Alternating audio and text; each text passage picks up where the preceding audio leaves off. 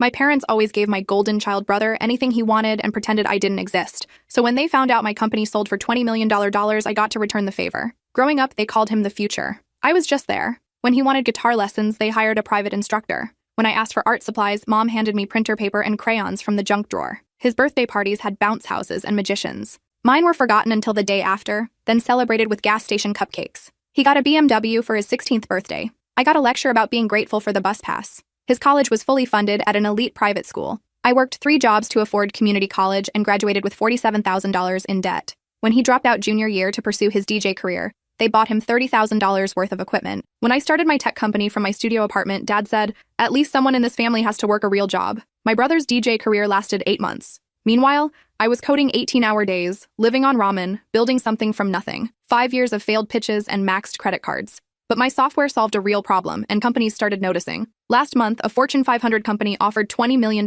for my company. I was 32 and set for life. My brother saw the news article first. My phone exploded with messages. Mom texted, "We need to talk about family investments." Dad called, "We always knew you had potential." My brother, "I have this sick business idea. You in?" I let them stew for 3 days. They showed up at my new condo unannounced, the building where they'd once told the doorman I didn't belong. "We're so proud," Mom gushed, reaching for a hug I didn't return. Dad's eyes were calculating. "Family should invest in family." My brother grinned. "With your money and my connections, we could throw the sickest parties." I let them pitch their visions. Mom wanted house renovations. Dad needed business capital. My brother had 17 ideas, none involving actual work. When they stopped, I smiled. "I'm establishing a scholarship fund for first-generation college students. Every penny beyond what I need." Dead silence. "You're giving it away?" Dad's face went red. "After everything we sacrificed?" Mom's voice cracked. "What did you sacrifice?" I asked calmly. "The birthday parties you forgot? The college fund you gave to him? The validation you reserved for your golden child?" My brother stepped forward. "Don't be petty. We're family." "You're right,"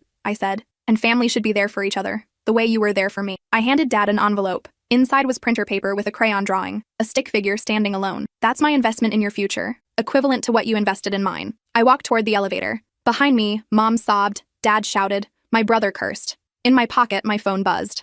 A message from my lawyer. "Meeting confirmed for tomorrow. The investors are very interested in your story." But they weren't the only ones interested. As the elevator descended, I noticed a man in a dark suit watching from across the lobby. He didn't look away. He smiled and mouthed 2 words. "We'll talk." The elevator doors opened to the parking garage. Every light was out. My footsteps echoed in the darkness. The emergency exit signs cast red shadows across concrete pillars. I pulled out my phone for light, but the screen flickered and died. Battery was at 47% when I got in the elevator. "Don't bother," a voice said from behind a pillar. "The jammer has a 15-foot radius." The man in the dark suit stepped into view. Up close, I could see he was maybe 50, with silver hair and a scar running through his left eyebrow. His shoes were Italian leather, probably worth more than my first car. "Who are you?" I kept my distance, keys between my knuckles. "My name is Vincent Caruso. I represent a consortium of investors who are very interested in the technology you just sold." "I don't care who you represent. I'm not interested." He laughed, a sound like broken glass.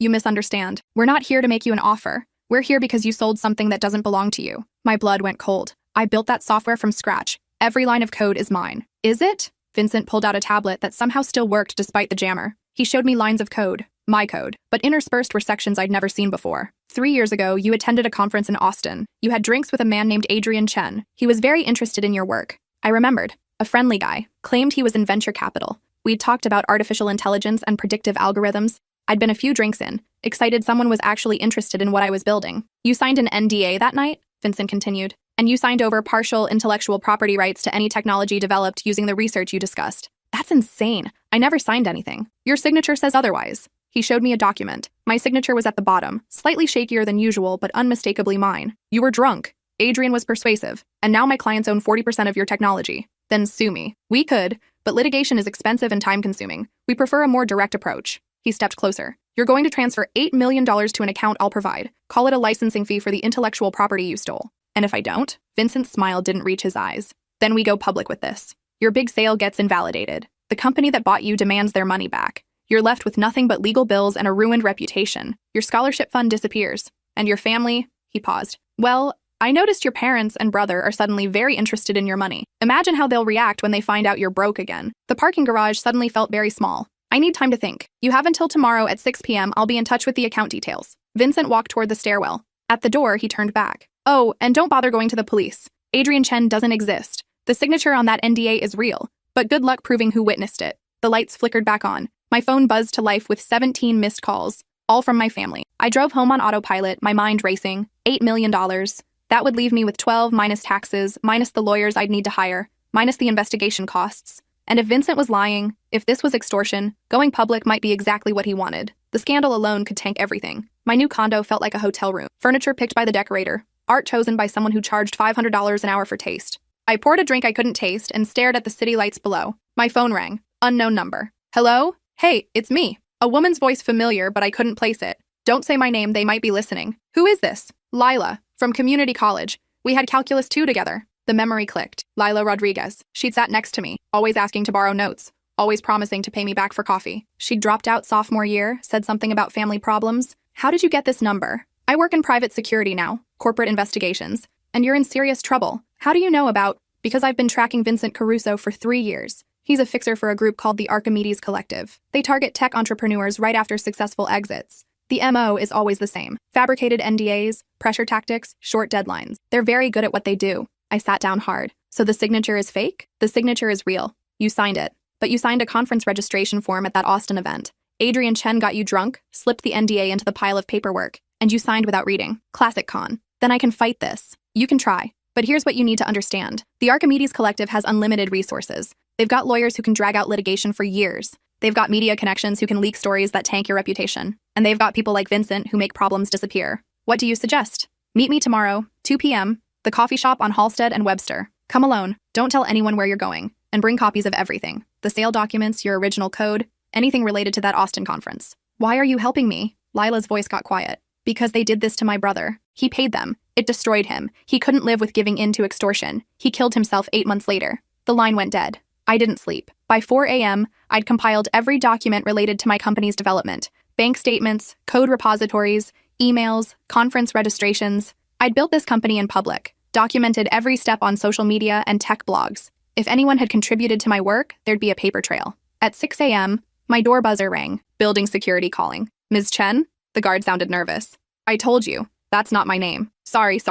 There's a woman here. Says she's your mother. She's pretty insistent. I closed my eyes. Of course she was. Tell her I'm not available. She's saying it's an emergency. Something about your father having a heart attack. I buzzed her up. If this was manipulation, it was the lowest they'd ever gone. Mom looked older than she had yesterday. Her makeup was smeared, her designer purse hanging at an odd angle. For a second, I almost believed her. Is he okay? I asked at the door, not letting her in. What? Oh, your father's fine. I needed you to let me in. So you lied about a heart attack. I needed to talk to you. She pushed past me into the condo. This place is beautiful. You could fit our entire house in here. What do you want, Mom? She turned and her eyes were calculating. I want to understand why you're being so cruel. We're your family. You were never my family. You were witnesses to my childhood. There's a difference. Don't be dramatic. So we focused more on your brother. He needed the support. You were always so independent. I was forced to be independent. There's a difference. Mom's face hardened. Fine. You want to play it this way? Your father and I have been discussing legal options. We supported you throughout your childhood, gave you a home, food, education. We could argue we're entitled to compensation for that investment.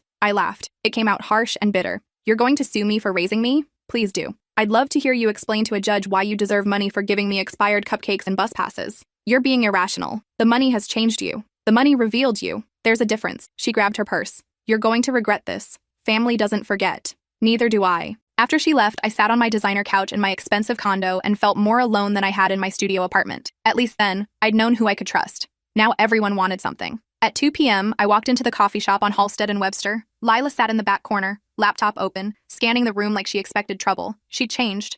The girl who couldn't afford her textbooks now wore expensive-looking tactical gear and had a scar running down her neck. Thanks for coming, she said, gesturing to the seat across from her. We don't have much time. They're probably watching you. Who? The Archimedes Collective? And your family. Lila pulled up security footage on her laptop. It showed my mother leaving my building this morning, then getting into a black sedan. In the front seat was Vincent Caruso. They've been in contact for 3 days, since the sale was announced. My stomach dropped. My mother is working with them? Your whole family is. Vincent approached your father first, offered him $2 million if they could pressure you into settling. They've been coordinating the guilt trips, the demands, everything. Your mother's emergency this morning was supposed to keep you distracted while Vincent's team accessed your legal files. My lawyer is fine. They couldn't get past your attorney's security, but they tried. Lila turned the laptop. Here's what we know. The Archimedes Collective operates through shell companies in 14 countries. They've extorted over $200 million from tech entrepreneurs in the past 5 years. The Adrian Chen identity is used repeatedly. Same conference, same drinks, same NDA trick. So how do I stop them? You can't.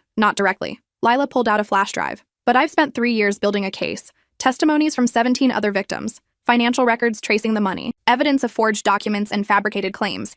Everything we need to take them down. Then go to the FBI. I have, 4 times. Each time the investigation gets killed from above. The collective has serious political connections. Senators, judges, people who make sure investigations disappear. So we're screwed. Not necessarily. Lila leaned forward. The media won't touch this either. Too much legal risk. But there's one avenue they can't control. Your platform. I don't have a platform. You do. Your company's sale was news. You've got business journalists who want to profile you. Tech podcasters who want interviews. You've got attention right now. And attention is power. You want me to go public. I want you to tell your story. The real story. How you built your company from nothing. The documentation you have proving every line of code is yours. The suspicious encounter with Adrian Chen. The threats from Vincent Caruso. The fabricated NDA. Make it personal. Make it compelling. Make it impossible to ignore. They'll destroy me. They'll try. But here's the thing about public attention. It makes it very hard to make people disappear quietly. And once your story is out there, 18 other victims have agreed to come forward with theirs. We create a wave they can't stop. And my family? Lila's face softened. I have evidence of their involvement with Vincent.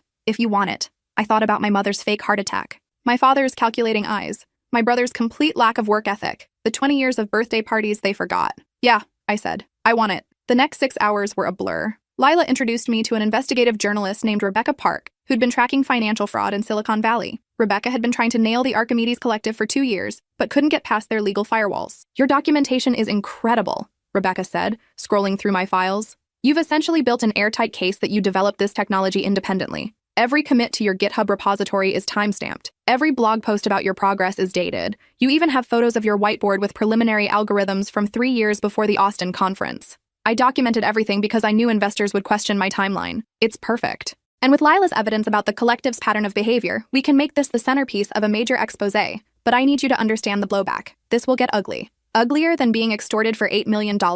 Rebecca exchanged looks with Lila. Vincent Caruso doesn't lose gracefully. And your family is going to come after you hard. Are you prepared for that? I thought about the crayon drawing I'd given my father. The stick figure standing alone. I've been alone my whole life. I'm prepared. We worked until midnight. Rebecca crafted the story, pulling quotes from my interviews and weaving in the pattern of fraud. Lila provided sanitized evidence that couldn't be traced back to her sources. I wrote a personal essay about building a company while invisible to my own family. The article was scheduled to publish in 48 hours on a major tech news site. In the meantime, I had to face Vincent Caruso's deadline. At 5:30 p.m., the next day, I stood in the same parking garage. This time, the lights were on, and I wasn't alone. Lila waited in a car 3 spaces down, recording equipment running. Rebecca was on the phone, ready to publish early if anything went wrong. Vincent appeared at exactly 6 p.m. I admire punctuality, he said. Do you have the account transfer ready? I do. I pulled out my phone. But I have some questions first. I'm not here to negotiate. Humor me. How many people have you done this to? Vincent's smile was practiced. I have no idea what you're talking about. Adrian Chen, the Austin conference, the NDA trick. How many? You're wasting your deadline. Let me tell you what's going to happen instead. In approximately 6 minutes, one of the largest tech news sites in the country is publishing a story about the Archimedes Collective, about your pattern of extortion, about the fabricated documents and the threats, about the 18 other entrepreneurs you've victimized, and about my family's involvement in pressuring me to pay. Vincent's smile finally faltered. You're bluffing. Am I? I showed him my phone. Rebecca's article was live on the site, timestamp showing 6:04 p.m. It published early. His face went pale, then red. You just made a serious mistake. No, Vincent. You made the mistake 3 years ago when you targeted me. You thought I was alone, thought I was desperate enough to pay, thought I'd roll over like your other victims. I stepped closer. But I've been underestimated my whole life. I'm very good at surviving it. This won't stop us. We have resources you can't imagine. So do I. 18 victims are filing a joint lawsuit tomorrow. The SEC is launching an investigation. 3 senators are calling for hearings. And the FBI just got forwarded evidence they can't ignore from sources they can't intimidate. You're done. Vincent's hand moved toward his jacket. Lila was out of her car instantly, gun drawn. I wouldn't, she said calmly. Building security has been alerted. Police are 2 minutes out, and everything here is being recorded. Vincent froze, looked at me, looked at Lila. His hand slowly moved away from his jacket. You think you've won, he said quietly, but you have no idea who you're dealing with. Neither did you. Police sirens echoed in the distance. Vincent disappeared into the stairwell. By the time officers arrived, he was gone. The next 72 hours were chaos.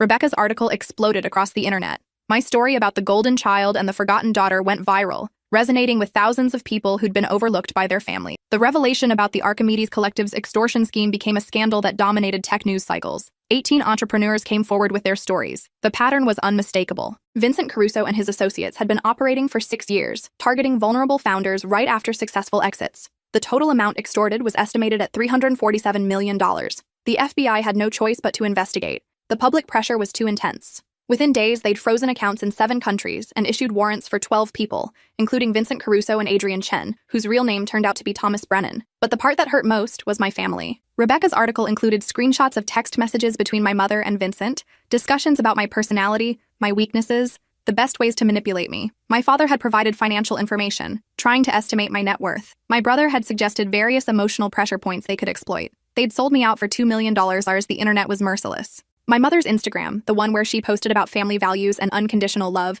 was flooded with comments. Thousands of people calling her out, sharing their own stories of parental favoritism and betrayal. My father's business, already struggling, lost half its clients in a week. Nobody wanted to work with someone who'd conspired to extort his own daughter. My brother's DJ equipment was repossessed when they couldn't make payments. Turned out the $30,000 had been financed, not purchased outright. My parents had been counting on my money to bail them out. 3 weeks after Rebecca's article published, my mother called. "We need to talk," she said. "No hello, no apology." "Why?" "Because this has gotten out of hand. The media is destroying us. Our lives are ruined because of you." "Because of me? You could have just paid them. This didn't have to become a public spectacle." I almost laughed. "You conspired with criminals to extort me, and you think I'm the problem? We needed the money. Your father's business is failing. Your brother has student loans. He dropped out of college. And you have more money than you could ever spend. We're family. You should have helped us. I was 11 years old when you forgot my birthday for the 3rd year in a row. I was 16 when I worked 3 jobs to pay for college while you bought my brother a BMW. I was 28 when I coded alone in a studio apartment while you told everyone I was wasting my life. I survived without your help for decades. You'll figure it out. You're a selfish, ungrateful..." I hung up. My brother texted that night. "You know Mom's on antidepressants now because of you?" I blocked his number. My father's lawyer sent a letter threatening to sue for defamation. Rebecca's legal team responded with a countersuit for conspiracy to commit extortion. The letter stopped. It took 4 months for the criminal trials to begin. Vincent Caruso and 8 associates were charged with wire fraud, extortion, and conspiracy. The evidence Lila had compiled was damning. 18 victims testified. Financial records proved the money trail. The case was airtight. I attended every day of Vincent's trial. Sat in the back row, watching him lie on the stand. Watched his expensive lawyers try to create reasonable doubt. Watched the jury see through every manipulation. When the verdict came back guilty on all counts, I felt nothing. No satisfaction, no relief, just exhaustion. Vincent was sentenced to 15 years. His associates got between 8 and 12 years each. The Archimedes Collective was dismantled, their assets seized to compensate victims. I got a check for $8 million I never paid, plus damages. I donated it all to the scholarship fund. 6 months after the trial ended, I stood in a community college auditorium. The first batch of scholarship recipients sat in the front rows. 50 students who'd built something from nothing, who'd been overlooked and underestimated, who'd survived families that didn't believe in them. "I started this fund," I told them, "because I know what it's like to be invisible in your own home, to work 3 jobs while your sibling gets handed everything, to build something incredible while your parents call it a waste of time." The students nodded. Some were crying. They knew exactly what I meant. But here's what I learned. Being underestimated is actually a gift. Because while everyone's watching The Golden Child, you're free to work without their expectations weighing you down. You're free to fail and try again without an audience judging your every move. You're free to build something real instead of something designed to earn approval you're never going to get. A girl in the 3rd row raised her hand. "But doesn't it still hurt, knowing they'll never be proud of you?" "Yes," I said honestly. "Every single day. But you know what hurts more? Spending your whole life trying to earn love from people who aren't capable of giving it. So you build a different family. You find people who show up, who celebrate your wins, who believe in you even when you're coding in a studio apartment and eating ramen. Did you ever forgive them?" A guy in the back asked. "Your family?" I paused. Thought about my mother's Instagram posts about being a devoted parent, my father's interviews claiming I'd abandoned them, my brother's podcast about being betrayed by a greedy sister. "No," I said, "and I'm okay with that. Forgiveness isn't mandatory. Sometimes the healthiest thing you can do is accept that some people will never understand what they took from you, and that's their loss, not yours." The applause was deafening. After the event, a young woman approached me. She was maybe 19, with nervous eyes and a scholarship folder clutched to her chest. "Thank you," she whispered. "My parents stopped talking to me when I got this scholarship. Said I was abandoning the family by going to college. I thought maybe I should give it up. Try to fix things with them." "Don't," I said firmly. "Go to college. Build your life. Succeed so loudly they can't ignore you. And when they come back, asking for money or favors or investment in their schemes, you remember this moment. You remember who showed up for you when it mattered." She hugged me, crying into my shoulder. I held this stranger, this girl I'd never met, and felt more connected to her than I'd ever felt to my own family. That night, I sat in my condo, looking out at the city lights. My phone buzzed. An email from Lila. "Adrian Chen, aka Thomas Brennan, was arrested in Bangkok. Extradition approved. He'll stand trial next month. We got them all." I typed back, "Thank you for everything." Her response was immediate. "Thank you for having the courage to fight. My brother would be proud." I poured a drink, the good stuff this time, and raised a glass to the city below. To all the invisible kids, the overlooked daughters, the forgotten children who built empires from nothing, to everyone who survived families that treated them like property or problems or inconvenient truths. My phone buzzed again. Unknown number. Against my better judgment, I answered. Hello?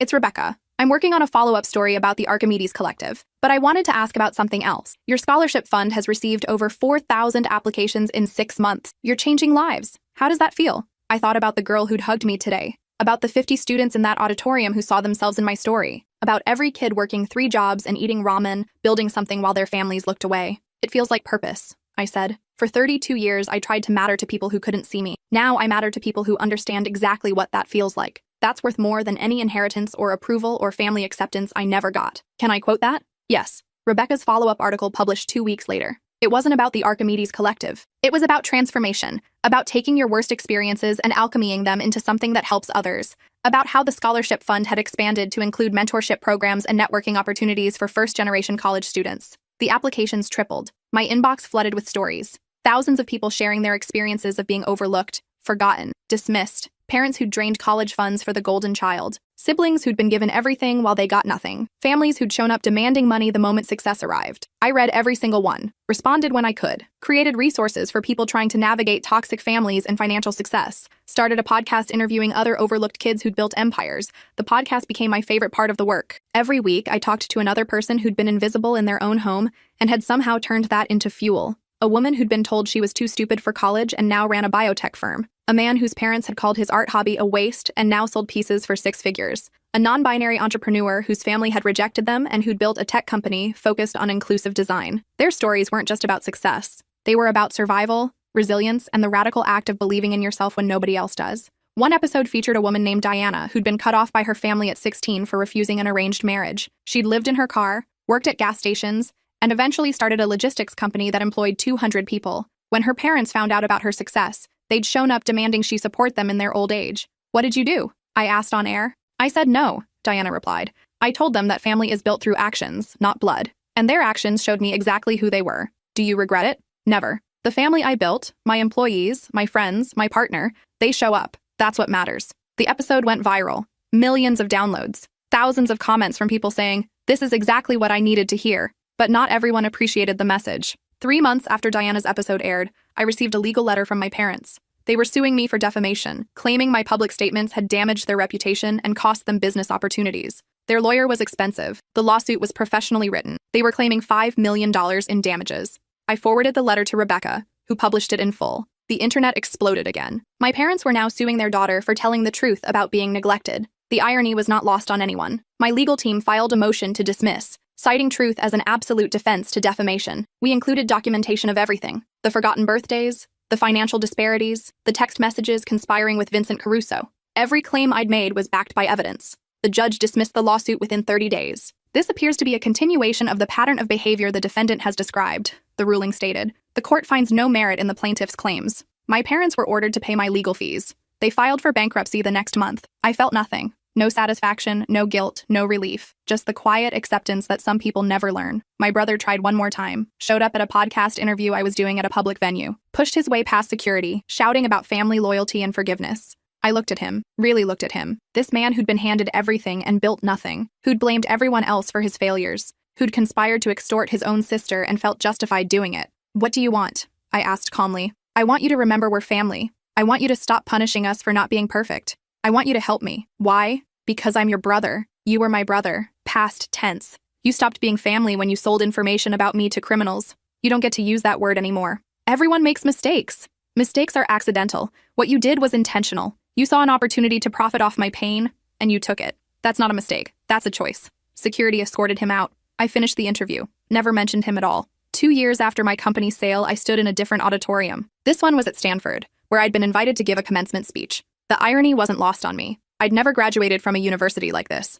I'd barely survived community college. But the students weren't here for credentials. They were here because my story had given them permission to succeed despite their families, not because of them. "Some of you grew up with parents who believed in you," I began, "who sacrificed for your dreams and celebrated every success. To those students, I say, honor that. Never take it for granted. That support is precious and rare." I paused, looking across the sea of graduation caps. "But some of you grew up invisible. with parents who poured everything into your sibling and forgot you existed, with families who called your dreams foolish and your ambitions selfish, with relatives who only appeared when you had something they wanted. The applause started before I finished the sentence. Thousands of students standing, recognizing themselves in my words. To those students, I say, you are not broken because your family couldn't love you. You are not selfish for protecting yourself. You are not obligated to share your success with people who never shared your struggle. And you are not alone. More applause. Some students were crying. The world will tell you that family comes first, that blood is thicker than water, that you should forgive and forget and make peace. But I'm here to tell you something different. You get to choose your family. You get to decide who deserves access to your life. You get to protect the peace you fought so hard to build. Standing ovation. It lasted 5 minutes. But here's the most important thing. Being overlooked, being underestimated, being invisible in your own home doesn't have to destroy you. It can fuel you. Not in a bitter, vengeful way, but in a powerful, purposeful way. You can take that pain and transform it into something that helps the next invisible kid survive. I held up the scholarship fund statistics. In 2 years, this fund has helped 347 students attend college. Students whose families couldn't or wouldn't support them. Students who worked 3 jobs and lived on ramen. Students who built something from nothing because they had to. That's the real victory. Not the money I made or the family I cut off or the criminals I helped imprison. The real victory is that 347 people who felt invisible now have a fighting chance. The real victory is that their stories matter. The real victory is that we see each other. The applause was deafening. After the speech, hundreds of students lined up to talk to me, each one with a story, each one looking for permission to choose themselves over toxic families, each one carrying the weight of being overlooked. I stayed until midnight, listening to every single story. A young woman whose parents had drained her college fund to bail out her brother. A young man whose family had called him lazy despite his 4.0 GPA because he didn't want to join the family business. A student whose parents had shown up graduation day asking for money before congratulations. Each story was different. Each story was exactly the same. At 2 a.m., I finally made it back to my hotel. My phone had 127 messages, most from people sharing their stories, thanking me for giving them language for their experiences. But one message stood out, from an unknown number with a 415 area code. You probably don't remember me, but I was your TA in community college. I watched you work 3 jobs and still ace every exam. I always wondered what happened to you. Now I know. You're saving kids like you used to be. I'm proud of you. I stared at that message for 10 minutes. Someone had seen me. Even back then, when I felt completely invisible, someone had noticed. I texted back, "Thank you, that means more than you know." Their response, "You're doing the work that matters. Keep going." 3 years after the company sale, the scholarship fund had helped 1,000 students. I'd written a book about building a business while your family tears you down. The book became a bestseller, not because of the business advice, but because of the emotional survival guide embedded in every chapter. Readers sent me photos of themselves with the book, usually with notes like, "First person in my family to read this," or "My parents said I'd never amount to anything," or "Thank you for seeing me." I framed every single photo. My condo walls were covered with faces of people who understood what it meant to be invisible. My brother tried to publish a tell-all book about growing up with a selfish sister who abandoned her family for money. He sold it as a cautionary tale about what happens when success destroys family bonds. The publisher dropped the book 2 weeks before release. Turns out, extensive fact-checking revealed that every major claim he made was either exaggerated or false. His manuscript had claimed I'd grown up privileged, that our parents had treated us equally, that I'd always been distant and cold. The evidence said otherwise. Birth certificates showing different hospital quality based on which child was born. Elementary school records showing my brother in private school while I attended public. Family photos where he was centered and I was cropped out. Financial records proving every claim I'd made about the BMW and the birthday parties and the college funds. My brother tried to sue the publisher for breach of contract. The publisher countersued for submitting fraudulent material. He lost, obviously. Ended up owing them $50,000 in legal fees. I heard about it through Rebecca, who was tracking the case for a follow-up article. "How do you feel about it?" she asked. "Tired," I admitted. "I'm just tired of them trying to rewrite history, tired of being painted as the villain in their story." "You know the truth," Rebecca said. "So does everyone else who is paying attention." "Yeah, but my brother will spend the rest of his life believing he's the victim. My parents will die thinking I'm the ungrateful daughter who destroyed the family, and nothing I say or do will change that." Does it need to? I thought about it. No, I guess it doesn't. Rebecca's article published with a new angle. Not about the lawsuit or my brother's failed book. About the impossibility of changing people who are committed to misunderstanding you. About the freedom that comes from accepting that some relationships are simply incompatible with your survival. The article resonated. Millions of views, thousands of people saying, "I needed to hear this." But the message that mattered most came from Diana, the woman who'd been on my podcast. "You gave me permission to stop explaining myself to people who will never understand. Thank you." That's when it clicked. I'd been trying to prove something to my family for 35 years. Prove I was worthy, prove I was successful, prove they'd been wrong about me. But they didn't care about proof. They cared about narrative. And in their narrative, I would always be the villain. I could live with that. 5 years after the company's sale, I sold another company. This one for $45 million. The news was public, unavoidable. I waited for my family's response. Nothing. No calls, no texts, no lawyers. Complete silence. At first, I thought it was strategy, a new manipulation tactic. But weeks passed, then months. Still nothing. Finally, I broke down and searched for them online. My mother's Instagram was gone. My father's business website was defunct. My brother's social media was private. I hired Lila, now running her own security firm, to do a basic background check. Not because I wanted to contact them. I just needed to know they weren't planning something. Her report arrived 3 days later. My father had remarried, moved to Arizona, and started a small consulting business. His new wife had 2 adult children who, according to public records, he treated very well. Birthday parties, college funds, the whole package. My mother had moved to Florida, living in a retirement community. She volunteered at a local library and, according to her online reviews, was beloved by the community. Such a kind woman, one review said, always asking about my kids and remembering their names. My brother had moved to Seattle, working as a sales manager at a furniture store. He'd gotten married, had a kid, coached Little League. His Facebook was filled with wholesome family photos. They'd moved on, built new lives where they were good people, good parents, good spouse, good community members, just not with me. I showed Lila the report. How do you feel? She asked. Confused, I admitted. They were capable of being good family members the whole time. They just chose not to be. Not with me. Some people can only see certain people as fully human, Lila said gently. It's not about you. It never was. Then why does it still hurt? Because you're human, and humans want to be loved by their parents. That doesn't go away just because they didn't deserve you. I filed the report away. Never contacted them. Never checked on them again. But I thought about it constantly. The fact that my father could show up for stepchildren when he'd never shown up for me. The fact that my mother could remember community kids' names when she'd forgotten my birthdays. The fact that my brother could be a present parent when he'd sold me out to criminals. They were capable. They'd just never seen me as worthy of that capability. A therapist once asked me, what would it take for you to forgive them? I thought about it for weeks. They'd have to acknowledge what they did, really acknowledge it. Not, I'm sorry you feel that way, or mistakes were made, but I chose to treat you as less important than your brother. I chose to forget your birthdays.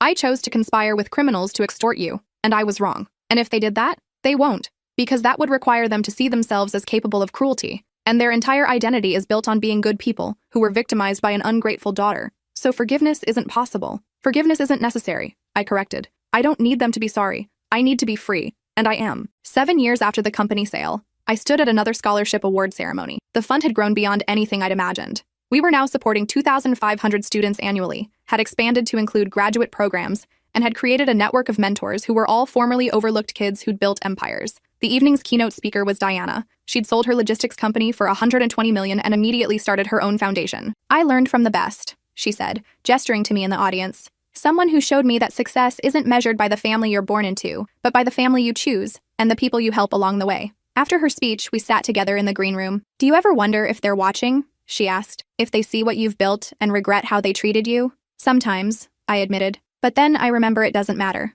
They had a chance to be part of my life. They chose extortion instead. That tells me everything I need to know. Does the anger ever go away? The anger went away years ago. What's left is just sadness. Not for me, but for them. They could have had a daughter who loved them. Instead, they have a stranger who succeeded despite them. That's their loss. Diana nodded. I used to think forgiveness meant going back, letting them in, pretending it never happened. But maybe forgiveness is just accepting that they are who they are, and I'm who I am, and those two things don't fit together. That's exactly it. We sat in comfortable silence, 2 women who'd been invisible in their own homes and had somehow found each other in that invisibility. My phone buzzed. A text from Lila. Vincent Caruso died in prison. Heart attack. Thought you should know. I showed Diana the text. She read it, then looked at me. How do you feel? Nothing, I said honestly. He was just a symptom of the bigger problem. My family's willingness to sell me out. His death doesn't change that. No, Diana agreed, but it does mean justice, I guess. But later that night, alone in my condo, I did feel something. Relief. Not because Vincent was dead, but because a chapter was finally, truly closed.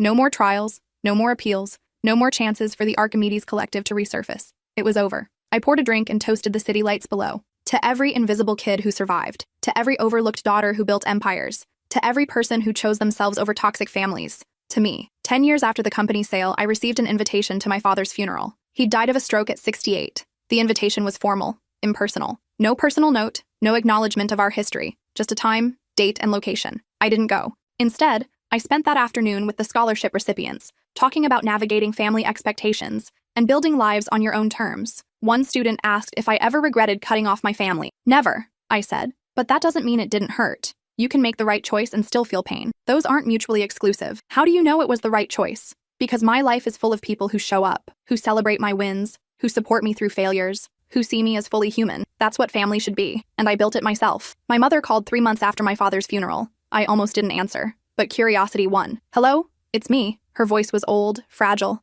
I know. Silence. Then, your father's estate was smaller than expected. There are debts. Your brother can't help. I hung up. She called back immediately. I blocked the number. My brother tried next. Email this time. Long, rambling, talking about family obligations and forgiveness, and the importance of taking care of elderly parents. He mentioned my father's debts, my mother's fixed income, the struggle to maintain her lifestyle. I deleted the email without responding. My brother's wife tried. Friendly, personable, explaining that she'd heard both sides of the story and understood my perspective. But surely I could see that holding grudges helped no one. She included photos of my nephew, a kid I'd never met, suggesting that family reconciliation would be good for the next generation. I looked at the photo. A 5-year-old with my brother's smile. A kid who'd grow up hearing about the rich aunt who abandoned the family. Another generation of narrative I couldn't control. I wrote back, I wish your son well, but I am not responsible for your husband's choices or their consequences. Your family emergency is not my obligation. She responded with Bible verses about forgiveness and honoring parents. I blocked her too. The attempts continued for 6 months. Friends of the family reaching out, distant cousins I'd never met, even my mother's neighbors, each one with the same message. Family is everything. Let go of the past. Your mother needs help. None of them asked why I'd cut contact.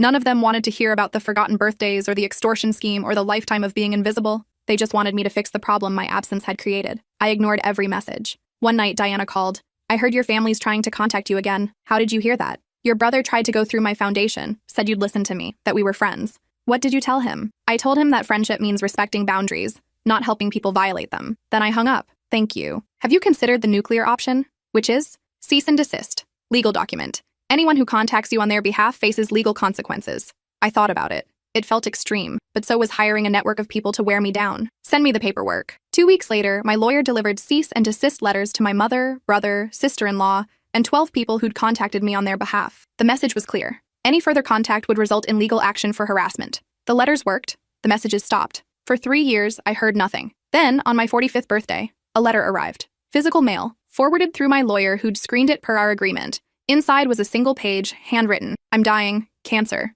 Maybe 6 months. I don't expect you to care. I don't expect you to come. I just wanted you to know that I'm sorry. Not sorry I got caught. Not sorry things didn't work out. Sorry for who I was. Sorry for what I took from you. Sorry for making you believe you were invisible when you were extraordinary. You deserved better. I'm sorry I couldn't be better. I'm sorry I didn't try. Mom. I read it 17 times. Looking for manipulation, for hidden asks, for strategy. Found none. Just the shaky handwriting of someone who'd run out of time to lie. I didn't respond, but I didn't throw it away either. I put it in a drawer. This final acknowledgement of what had been stolen. My mother died 4 months later. I didn't attend the funeral, but I did send flowers. White roses, her favorite. The card said simply, I hope you found peace. My brother called after the funeral, left a voicemail. His voice was rough, exhausted. I'm not asking for money. I'm not asking you to forgive us. I'm just asking you to understand that we were wrong. All of it. Every choice we made about you was wrong. And I'm sorry. Not because Mom died and I'm feeling sentimental, but because you deserved better siblings than me. You deserved better parents than them. And I'm sorry we couldn't be that for you. I listened to the voicemail 3 times,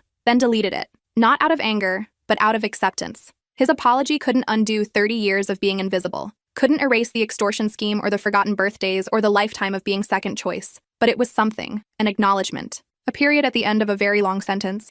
I called Diana. They apologized, both of them. After all these years, how do you feel? Sad. Not for them. For the relationship we could have had if they'd been capable of this honesty 20 years ago. Do you wish you'd reconciled before she died? No, because reconciliation would have required me to pretend the past didn't matter. And it did matter. It shaped everything I became. I can accept their apologies without forgiving them. I can acknowledge their regret without absolution. That's very evolved of you. Or I'm just too tired to be angry anymore. Diana laughed. Same thing. Now, at 47, I run 3 foundations. The original scholarship fund has helped 12,000 students. I've written 4 books. I'm financially secure for 3 lifetimes, and I'm surrounded by people who show up. People ask if I'm happy, if cutting off my family was worth it, if I ever regret the choice. The answer is complicated. I'm not happy in the way someone with a functional family is happy. I don't have cousins to call or parents to visit or siblings who know my history. I built my life from scratch, and there's a loneliness in that. A fundamental aloneness that never quite disappears. But I'm free. Free from manipulation, from obligation, from the exhausting work of trying to matter to people who couldn't see me. Free to build the life I want with people who choose me back. And that freedom is worth everything I lost. Worth every birthday they forgot.